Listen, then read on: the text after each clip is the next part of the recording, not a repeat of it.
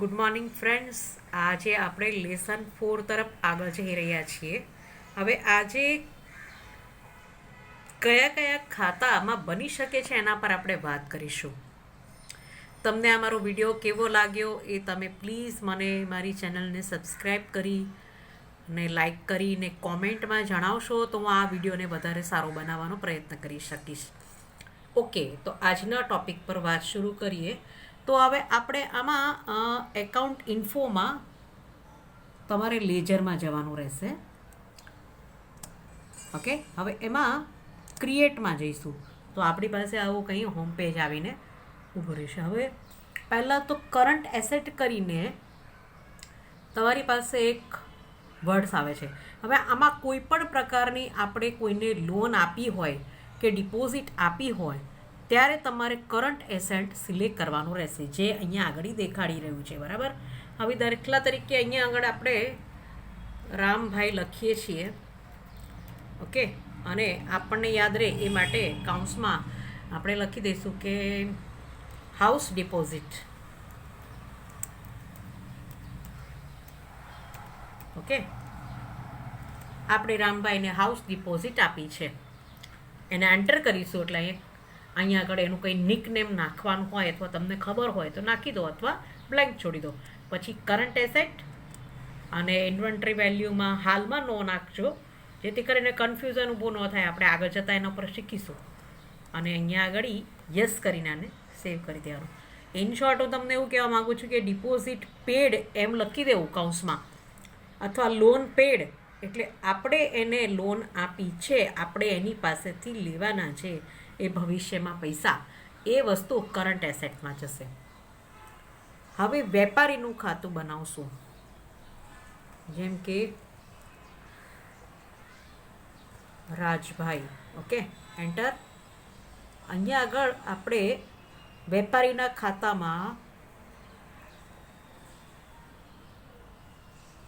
સેન્ડ્રી creditors એટલે અહીંયા આગળ તમને ઓપ્શન બતાવશે. હવે એમાં સેન્ડ્રી ક્રેડિટર્સ ઓપ્શન સિલેક્ટ કરશું આપણે, દેખો, અને એન્ટર કરી દઈશું. અહીંયા તમને આવું કંઈક દેખાશે,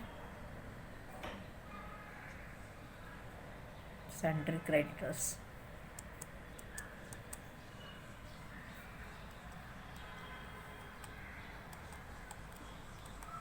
અને યસ કરીને સેવ કરી લઈશું એટલે આ કંપની બની ગઈ. હવે આપણને કોઈ ડિપોઝિટ રિસીવ થાય એ કરંટ લાયબિલિટીમાં આવશે. જેમ કે આપણે નામ નાખીએ છીએ, એક્ઝામ્પલ ભાનુભાઈ. હવે એણે આપણને આપણી હાઉસ જે છે એની ડિપોઝિટ આપણને પાછી આપી. ઓકે, તો ભાનુભાઈ હાઉસ ડિપોઝિટ રિસીવ કરીને ખાતું બનાવો. હવે આમાં જાઓ. હવે આમાં તમારે કરંટ લાયબિલિટીઝ એટલે સી દબાવવાનો રહેશે. એટલે તમારી પાસે જો અહીંયા આગળ ઓપ્શન બતાવે છે, સોરી, એમાં કરંટ લાયબિલિટી સિલેક્ટ કરી લેશો તમે એટલે આ ખાતું બની જશે.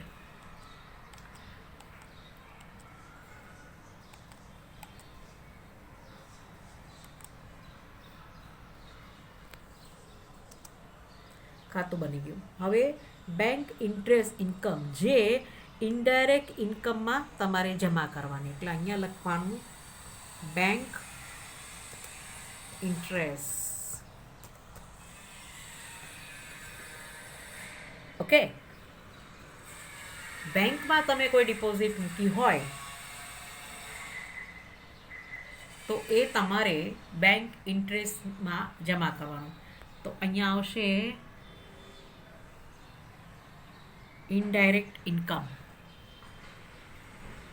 તો અહીંયા ઓપ્શનમાં સિલેક્ટ કરવાનું ઇનડાયરેક્ટ ઇન્કમ, અને બાકી બધું હાલ પૂરતું યસ કરી સેવ કરી દો. હવે એક નવું ખાતું બનાવીએ, બેંક લોન.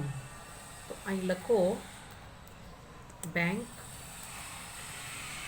લોન બતાવું છું, બેંક લોન. ઓકે, હવે આમાં તમે અહીંયા જશો તો અહીંયા ઓપ્શન આવશે, બી દબાવશો એટલે બેંક એકાઉન્ટમાં નાખવાનું છે, બેંક ઓસીસીમાં નાખવાનું છે, ઓડીમાં નાખવાનું છે, જે કાંઈ તમારે સિલેક્ટ કરવાનું હોય. હાલમાં આપણે ઓડી અને ઓસીસી બંને એક જ છે ને. હા, અહીંયા આગળ ડેટ જે છે એ એની મેળે જ સિલેક્ટ કરી લેશે. ઠીક છે ને, એન્ટર કરી ને યસ કરીને સેવ કરી લો. ઓકે, હવે સેલ્સ જે છે, સેલની એન્ટ્રી તમારે સેલ્સમાં નાખવાની, એટલે અહીંયા આગળ સેલ્સ લખો.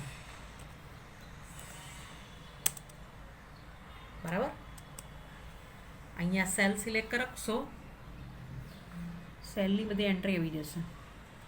સેલ્સ એકાઉન્ટ, જે કાંઈ તમારી દુકાનમાં તમે સેલ કરો છો એની એન્ટ્રી તમારે સેલમાં કરવાની રહેશે અને યસ કરીને સેવ કરી દો.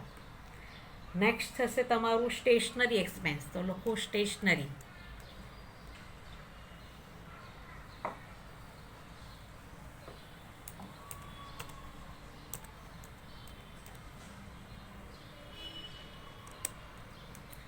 આ થયું સ્ટેશનરી એક્સપેન્સ. હવે જો એની આગળ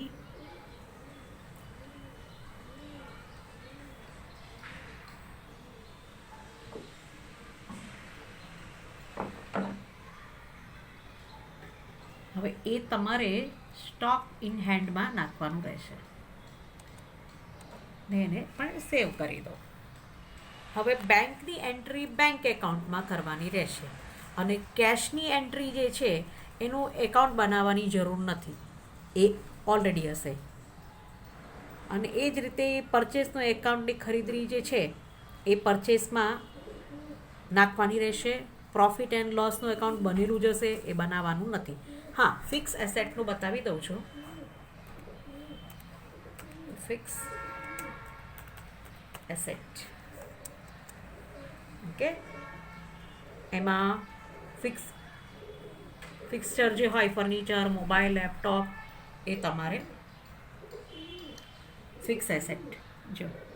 ઠીક છે, સિલેક્ટ કરો, એન્ટર કરો, યસ કરો, થઈ ગયું.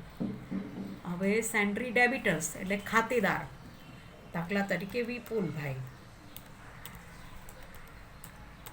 એન્ટર કર્યું. હવે અહીંયા સેન્ટ્રીનો એસ દબાવીશું. આ ખાતેદાર છે આપણો, તો સેન્ડરી ડેબિટર્સમાં જાઓ ને એન્ટર કરો, યસ કરો. આ ખાલી આપણે નોર્મલ બ્લેન્ક ખાતેદારની એન્ટ્રી બનાવી રહ્યા છીએ હાલમાં. ઓકે, એટલે આપણે બાકીના જે ખાના છે ખાલી રાખીએ છીએ. હવે ટેલિફોન બિલનો ખર્ચ હોય એ ઇનડાયરેક્ટ એક્સપેન્સમાં નાખવાનું, તો લખો telephone bill. Telephone bill, enter. બરાબર, હવે ઇનડાયરેક્ટ અહીંયા આગળ આવી જશે. Indirect expense, enter, yes.